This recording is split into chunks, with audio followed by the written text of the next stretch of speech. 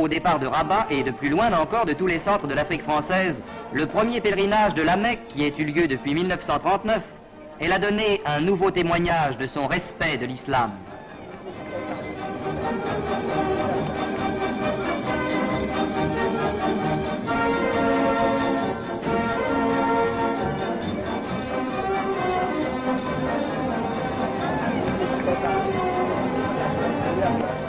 Partis au milieu de l'allégresse d'une foule enthousiaste et reconnaissante, des centaines de pèlerins marocains auxquels s'étaient joints les fidèles venus de plus loin et de l'Afrique équatoriale même, le convoi spécial s'ébranlait vers Alger, où la masse des pèlerins africains, marocains et algériens devait prendre place à bord du navire frété spécialement par le gouvernement pour les conduire à la ville sainte.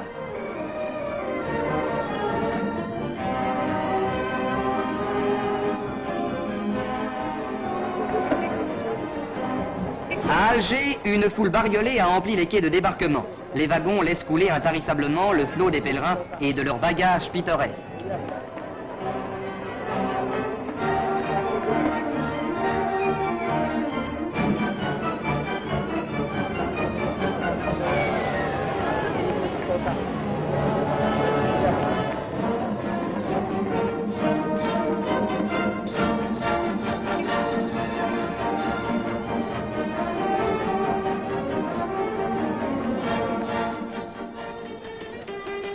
La place de la gare maritime d'Alger prend l'aspect d'un vaste caravansérail où se frôlent et se coudoient toutes les races de l'Afrique française, unies dans une même foi et une joie fraternelle. Image extraordinaire, des amis se retrouvent, des amitiés se nouent, des hommes qui ne s'étaient jamais vus commencent à se parler en frères. Et en attendant que s'opèrent, sous la direction des administrateurs français, les formalités de l'embarquement, une animation colorée, tranquille et heureuse emplit la gare maritime que cerne une foule de plus en plus dense venue assister au grand départ pour la terre sacrée.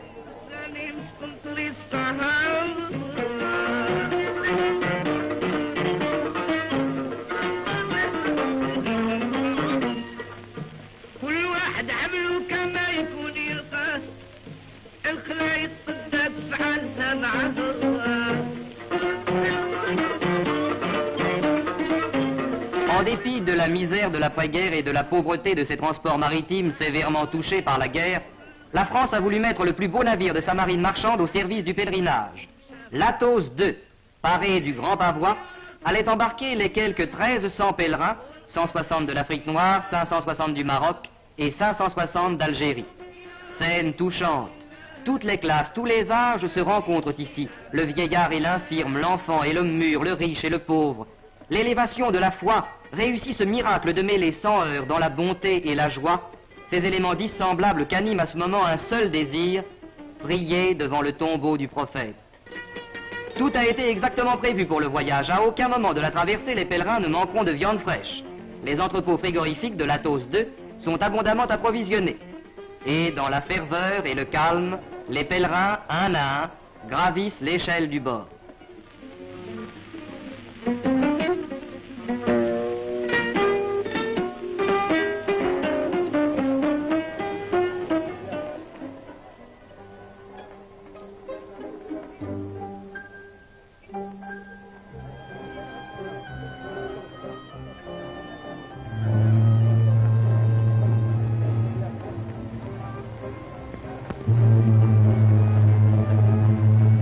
Soudain, le pavillon du pèlerinage vient de se déployer à côté des couleurs françaises, pendant que, attention délicate, le camion de la radio française qui accompagnera les pèlerins est hissé à bord du navire.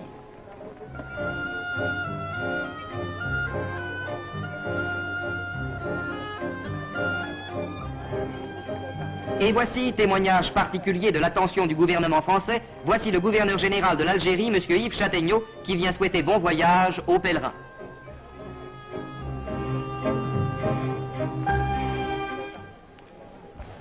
Je suis fier et il m'est agréable de saluer ici, au nom du gouvernement français, ceux qui ont le privilège de partir aujourd'hui pour le pieux pèlerinage au lieu saint de l'islam que le Coran prescrit aux musulmans d'accomplir une fois au moins durant leur vie. Au Au cri de joie de la foule qui se presse sur les quais pour assister au départ, le navire largue ses amarres, accompagné jusqu'aux limites du port par une multitude de barques, d'où les parents et les amis des pèlerins leur font un dernier adieu. L'Athos II vogue vers la terre du prophète.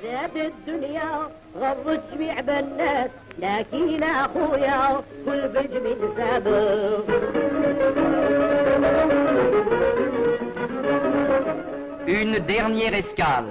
Bizerte, où émergent les traces de l'immense drame qui endeuilla le monde, attend l'Athos II. De Tunisie, en effet, 220 pèlerins vont partir avec leur corps religionnaire pour se joindre au pèlerinage. Et dans le même ordre et la même ferveur, les scènes de l'embarquement se répètent.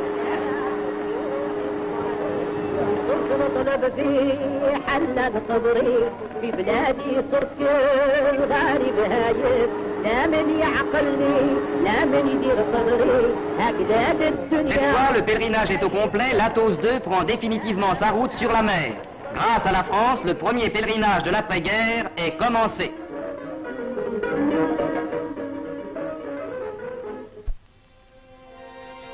Pendant ce temps, sur la vieille terre des pharaons, où impassibles les vestiges des civilisations évanouies regardent défiler les siècles, l'Égypte musulmane se prépare également au pèlerinage.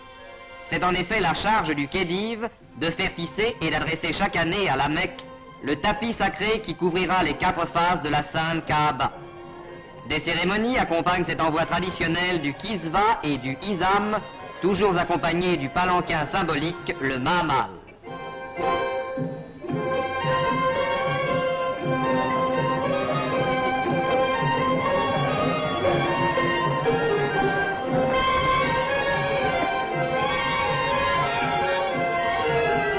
De l'Égypte, comme de tous les pays arabes, une foule considérable converge vers les rives de la terre sacrée. C'est chaque année une foule de 200 ou 300 000 pèlerins qui se dirigent de tous les points du monde arabe vers les lieux saints. Des navires de toute nationalité voguent vers Djeddah, où les différents pèlerinages nationaux se rencontreront. Émouvante tradition qui précipite depuis des siècles sur les pas du prophète des foules innombrables, animées de la même foi.